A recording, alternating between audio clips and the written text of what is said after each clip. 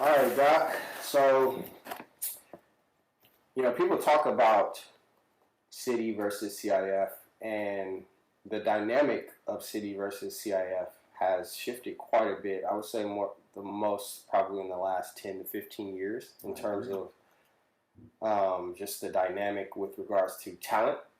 What are your thoughts on just the state of sports in Southern California when you look at city section versus CIF section? Let's start with high school basketball, boys basketball. Well, I am of the city section. Mm-hmm. I'm from Los Angeles. I played at Palisades and Washington Prep, and we always felt like there was a certain toughness coming out of the city. Like being all city meant something. Mm-hmm. But I think that nowadays the level of talent has transferred so much, and the resources at some of these private schools are so much more robust than other schools that you can't really afford to keep a top tier kid in the city anymore. Mm-hmm.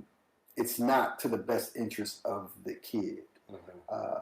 A couple of years back, we did a football camp at Washington, and we had a kid who was a football player at Locke. And we were talking to his dad, and his dad was like, yeah, I'm going to have him do 2 years at Locke, and then I think he had just finished his sophomore year at Locke, and he was going to go to St. John Bosco and play wide receiver. But the toughness he got from Locke transferred over to Bosco. I think he signed at Arizona or Cal. Oh, wow. Right, and the plan worked, and I think that if you were doing it now, that might be a good plan. But, as far as awareness to what's going on in the city, resources, training, things like that, it just doesn't compare. You feel like the toughness level is higher at this No. versus CIF, or what do you mean by that?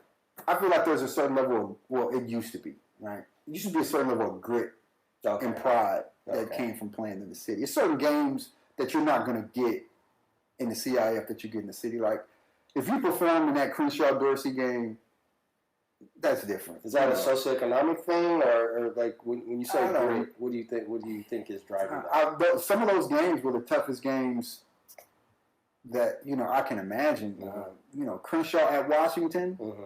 It doesn't matter who's on the court. Mm-hmm. We beat them my junior year, and they literally rushed the court. Mm-hmm.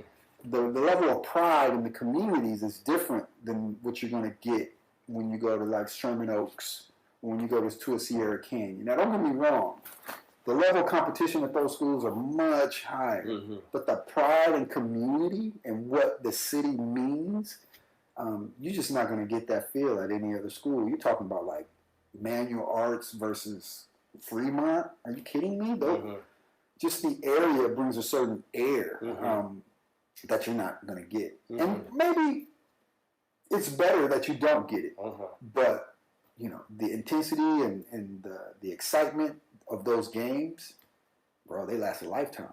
I can attest to that a bit. I went to a CIF school, Bishop Montgomery, but I'm from Carson, and so Carson is a city school, right? Gardena, Banning, right, and so the kids that I grew up with, playing Pop Warner with, playing Slam and Jam with, they went to Carson, they went to Banning, they went to Gardena, right? And those same kids, while I was in high school, they took city championship. My teammates from playing at the Carson Colts. And so I can speak to that skill level back then, and that grit and that city pride, because it's like you from the neighborhood, and then you put on for the neighborhood type thing. And I feel as though at CIF level, it has become more of a sort of cross-pollination of kids coming in from all over. Right. I feel like there's a lot more recruiting that happens at CIF versus city. Yes. I don't know if that's a budget thing, or I don't know what's driving that, but you definitely have a lot more kids from different parts of LA at a CIF school versus the neighborhood kids at a city school, which lends itself to an interesting sort of competitive dynamic. You are right. Mm-hmm. You are right. And the honest truth is that during my time, and I'm late 90s, Mm-hmm. the top kids in the area were from the city, Mm-hmm. but were going to schools outside of the city Mm-hmm. for opportunity, Mm-hmm. which I can't be mad at. Mm-hmm. You're not going to get the same opportunity at Jordan High School, even if you average 50 points a night. You're talking about L.A. Jordan. LA Jordan, right. Then you're going to get at even like Muir. You'll get a different look at Muir than you will at Jefferson. Mm-hmm. You know what I mean? It just is what it is. Mm-hmm. So it's not the same. And if you have, as a parent, if you've invested, but it wasn't always like that. It wasn't always like that.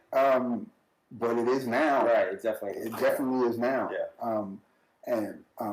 But if you've invested and it's expensive now to train your kid to play basketball. Low key, right? Baseball, football, you might be able to get away with it. Right. Those two highly skilled sports, you as a parent, you have to pay. Right. And if you've made that investment, I feel like you kind of have to send your kid to that school where they have the best resources. Mm-hmm. And as much as we remember the good old days, mm-hmm.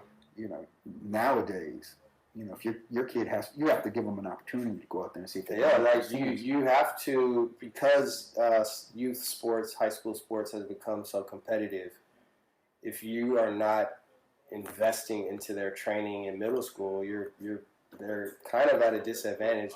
But you know what, though? I think a lot of that stems from the fact that kids aren't as active as they used to be. Okay. Because guys like you and I, we developed our athleticism from jumping fences, mm-hmm. riding bikes, mm-hmm. running from dogs. Yes. You know what I'm saying? Mm-hmm. Playing outside all day long. Kids don't play outside no more. No. It's even tough to get a kid to show up to an open run if it's not like a official training, mm-hmm. or if it's not some kind of like private workout, mm-hmm. Which and I think you can kind of see it when you look at the type of player that we're putting out from California these days. Mm-hmm. We're putting out kids who have the bag, right? Mm-hmm. You give them a one-on-one situation, they can show you all of the moves. Punch, mm-hmm. cross, around the back. Mm-hmm. But when you talk about fundamental basketball, ball reversal, down screen, curls, playing when you don't have the basketball, things like that, I think our kids are going to struggle. Right. So it's just a difference, and some of those changes we should embrace, but we should also see where we can get better, and try to check those boxes to see where we could actually get some of our mm-hmm. top tier kids too. Or not the top tier kid. I'm thinking of that middle of the road kid. The top tier kid from California is going to go, mm-hmm. but that middle of the road kid, if a school like Boise State mm-hmm. can get enough of them, mm-hmm. they can be nationally competitive. Absolutely. 100%. And we've seen that before. 100% in football and basketball. And when you talk about transfer portal and you talk about things like that, I think that the equity among the teams, mm-hmm. you could, like San Diego State went to the Final Four. Facts. You kidding? And they had that team had veteran players picked out of the portal. It's equal across the board nowadays. So I think when you talk about the California kid, I think if we can invest more time in skill building of fundamentals, mm-hmm. Along with having a kid who has the bag, I think that we can put out a special player on a consistent basis. Mm-hmm. Mm-hmm. No, that's a good point. You see a lot of that on the football side, in the sense that a lot of kids from California, when they go to college from California, they're play ready day one. Yes.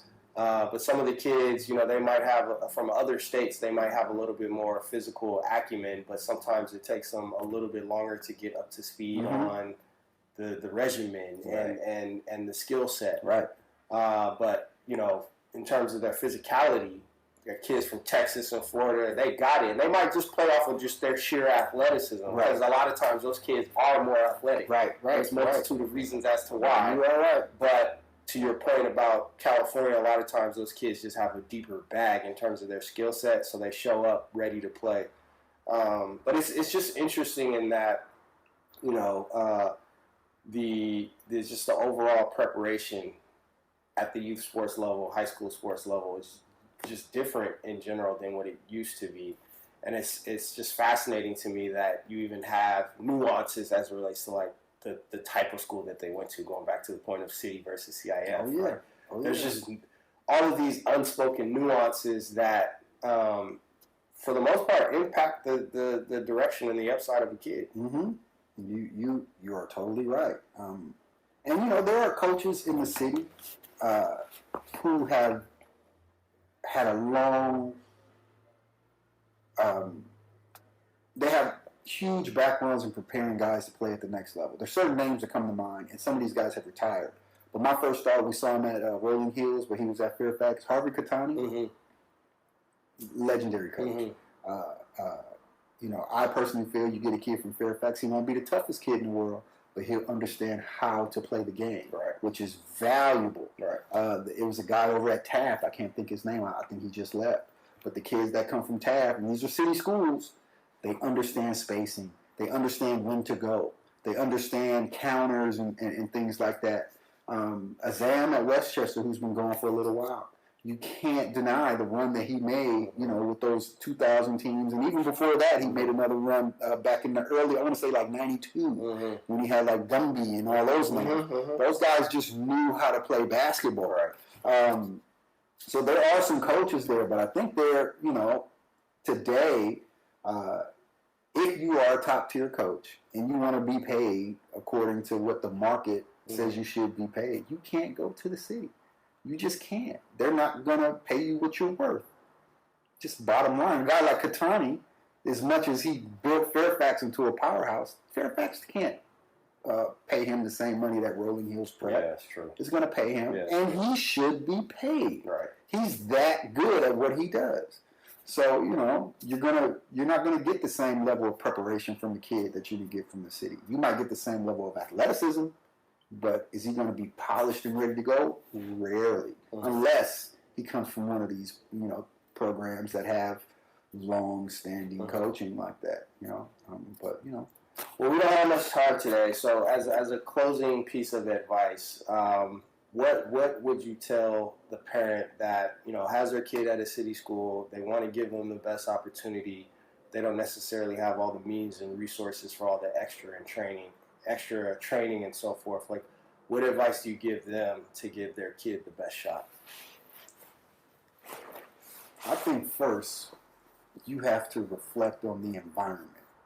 You have to understand that Southern California sports is big business.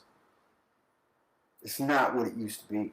You have to understand the landscape. Secondly, I think that you have to have an honest appreciation for what your kid is. You have to be honest with them. Like you have some parents say, my kid is awesome, and you see the kid play, and it's like, okay, I don't doubt that the kid is a great kid, but is he ready to go play under the lights at Sierra Canyon tonight? I don't think he is. But that doesn't mean that he can't develop into a solid player. But the level of competition there, even in practice, I'm not sure if he's ready to compete at that level on a regular basis. So I think you got to really know who your kid is.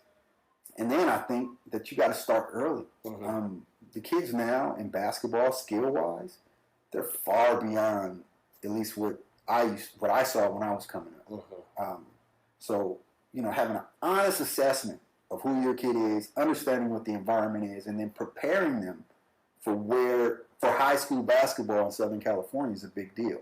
And then, getting out there and seeing how they do against the top-tier guys. If your kid is awesome and he gets on the court against a guy who's ranked, which, sometimes guys are ranked for different reasons, well, you got to take that personal. Like, Facts. Especially in Southern California, bro, we're trying to eat out here, Right. And they're not giving scholarships to freshmen the way they used to. Right. What's stopping a coach from going to the portal and grabbing a junior who has experience versus a freshman who hasn't even seen the court? This guy's junior, he might not play, but he can contribute in practice, right? So you got to really understand what the landscape is, and it's not what it used to be back in the days. You're in Southern California. This is the mecca, or one of the meccas of high school sports. So as a parent, you need to really know what you're stepping into and take account of that and make decisions as such. We appreciate you guys. Thank you guys for tuning in, and we will see you on the next episode. All righty. Take it easy.